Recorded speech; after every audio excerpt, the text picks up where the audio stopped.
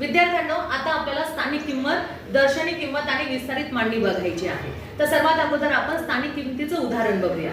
स्थानिक किंमतीमध्ये काय असतं? स्थान म्हणजे काय? त्या संख्येचं स्थान आपल्याला बघायचं। आता तुम्हाला हे माहिती आहे की पहिली संख्या कोणती असती? एककाच्या घरातली म्हणजे युनिट, मग दशकाच्या घरातली म्हणजे टेन्स म्हणजे 2 अंकी, मग 100च्या घरामधली शतक किती अंकी? 3 अंकी, मग 1000 येतात, 1000 किती अंकी? 4 अंकी, मग 10000 येतात, दशक 10000 म्हणजे 5 अंकी संख्या येते। हे झालं त्यांचं स्थान। मग आपल्याला बघायचं की कोणती संख्या कोणत्या घरामध्ये आहे, कोणती संख्या कोणत्या घरामध्ये आहे। तर कशा प्रकारचे प्रश्न असू शकतात? पुढील पैकी कोणत्या संख्येत 4 या अंकाची स्थानिक किंमत सर्वात कमी आहे?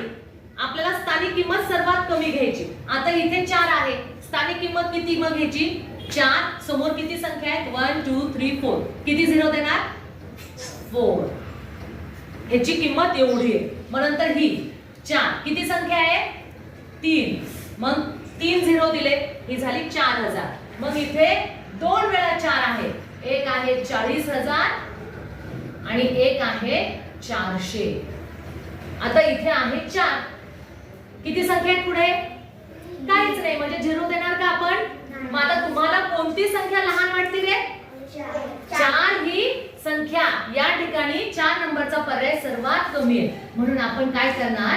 या संख्येमधली 4 ही 4 ची स्थानिक किंमत काय आहे? 4च आहे, ती सर्वात कमी आहे। समजलं? आता आपल्याला स्थानिक किंमत बघायची आहे।